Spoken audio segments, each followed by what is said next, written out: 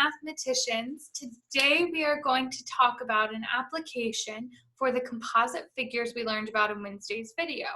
We're going to look at various houses and figure out how we can determine the best value for a house that we're thinking about buying if we need to do a little bit of repairs to it before we can move in.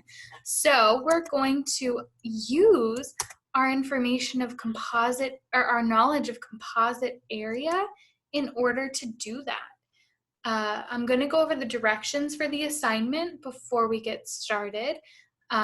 This activity is going to be due on Sunday at 10 p.m. This is your first mini project, so you're getting an extra day to work on it. Use your time wisely. If you need help, reach out. Don't wait until the last minute, because you might not be able to get a hold of us Sunday night at 9 p.m. if you haven't started until then. So my advice is to start early, break it into pieces. That way you can get this done in manageable chunks. So in this funky house assignment, you're shopping for a new house. Your assignment is going to have 3 houses. I'm going to do an additional example for you in a second, but you will have 3 houses. They are your finalists, but you need to replace the floors in each one. Based on knowing what flooring you're replacing, you're going to determine which house was the best deal. Which house would you move into after floors have been replaced? Different rooms are going to get different flooring. You're going to install new carpet in your bedrooms and living rooms. And you're going to put new tile in your kitchen and bathroom. So you're going to have to identify which rooms are getting which type of flooring when we're calculating these costs. As always, show your work on a separate sheet of paper. Attach that to your Google Classroom assignment before you submit it. The last piece of big important information is we are going to assume all of our polygons are regular, every single one. If you recall, regular means all congruent sides, all congruent angles. That's going to help us calculate the areas of these figures. And I want you to pay special attention to the triangles, because the past 2 lessons, we have been using a triangle-specific formula. Here, you may be given different information for those triangles. Okay, now, the last thing is that different flooring has different costs. The carpet is going to be $1.34 per square foot and $4.40 per square meter. So your different flooring options are also going to be dependent on the unit you are using to measure area in your house. Some of them are in square feet. Some of them are in square meters. Based on that, you'll need to use a different pricing. Tiles, the same thing, $2.87 a square foot, $9.42 per square meter. So you need to identify what rooms have what floor. You also need to identify what unit you're using. Okay, here's our example house. This has a sale price of $120,000. That's how much we're paying before we replace the floor. So we're going to need to add the flooring cost on. I told you we need to see what's carpet and what is tile. I love color coding. You guys know I love color coding. I definitely recommend it here. Based on our directions, our bathroom and our kitchen should be tile, so I'm going to color them blue. Also from the directions, the bedroom and the living room are going to be carpet, so I'm going to color them yellow. You're not choosing what rooms have carpet, which rooms have tile. You're just identifying them based on these directions. Also, nobody wants carpet in their kitchen. It would be impossible to clean up spills. So now as we're finding the area, I'm not going to do the entire problem for you. You guys have 2 other videos that are showing you how to find the area of those pieces and those figures.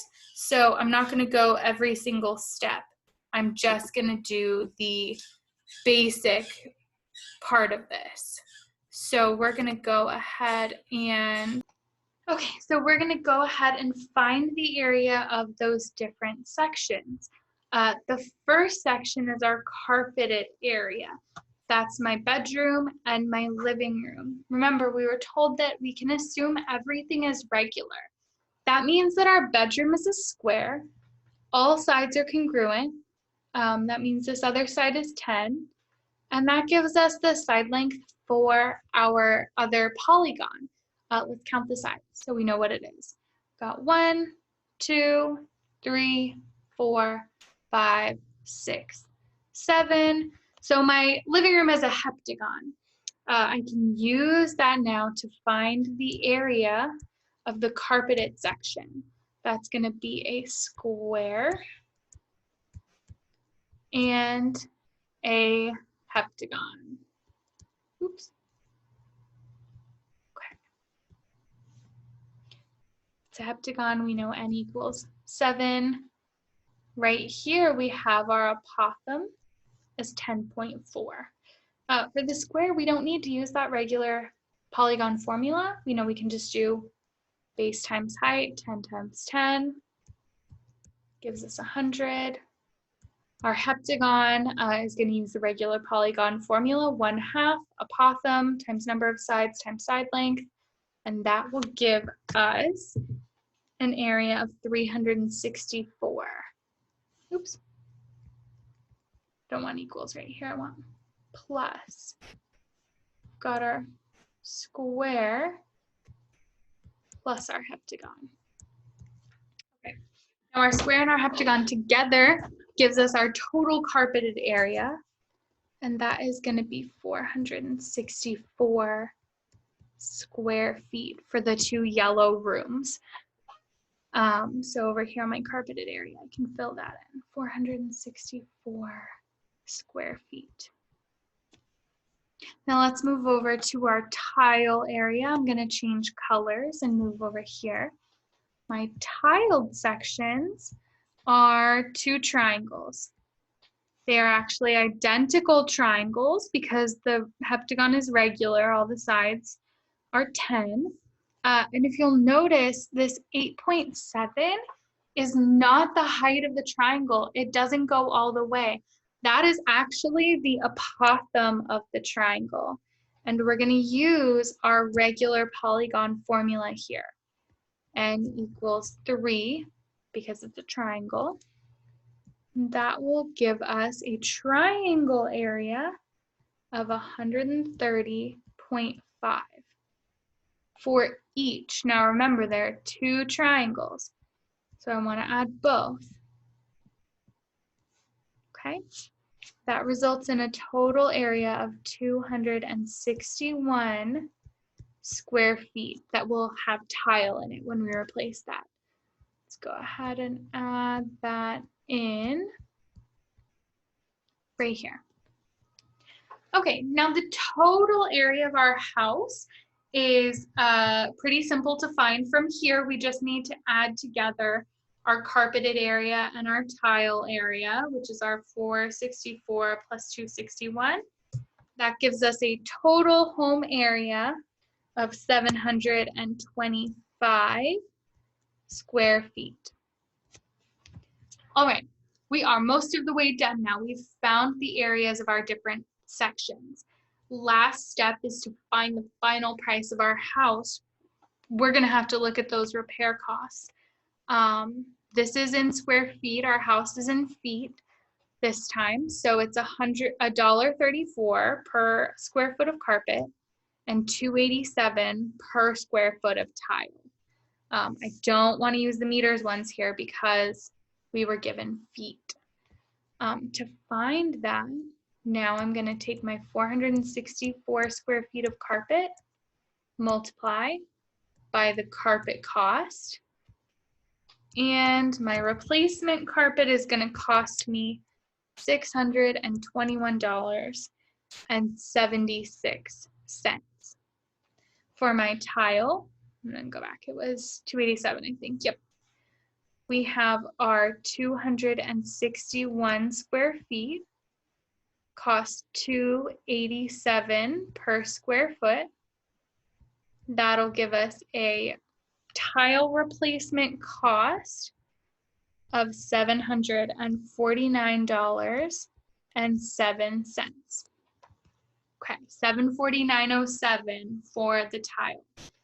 To find our final price down here, we are going to add together our new tile, our new carpet, and our original home cost. We want to add that whole thing together to find our total price, and that would make our house equal $121,370. And because it's money, we're going to go to hundredths and 83 cents. So that is how we find the cost of this home. In your mini project, you're going to do this for 3 separate houses, and then you're going to be asked to compare them. Tell me what house you would move into and why. Maybe house 1 is a better value, but you prefer the layout of house 3. That's fine. You just need to include support from your calculation. So based on my calculation, house A had an overall best value for the home, but I still prefer whatever house because of whatever your reason is. And that's going to use complete sentences. There's a Google form for you to fill in all your answers. Big takeaways that I want you to have for this activity is we needed to identify which areas had different flooring. You can screenshot these pictures and use Snapchat to color them in color code, just like we did on our Instagram triangles project. That way you can show your scratch work right on the paper. And then you need to identify your unit of measure. My house in this example was square feet. That doesn't mean all 3 of your houses are square feet. You might need some in meters. If you need help, let us know. Text us on Remind. We have tutoring today at 10 a.m. with Mr. Garcia. If you need extra tutoring from me, let me know through Remind or Google Classroom. We'll try to schedule something. And again, don't wait until the last minute. You may not be able to get a hold of me Sunday night at 9:30 if you haven't started until then. So let me know if you need help. Break it up into pieces. Do your best. You guys can definitely do this. As always, I can't wait to talk to you next time. Good luck on your assignment. Work hard. I know you can do it. Make good choices. If you don't, learn from your mistakes and make better choices next time. Have a great day and see you guys later.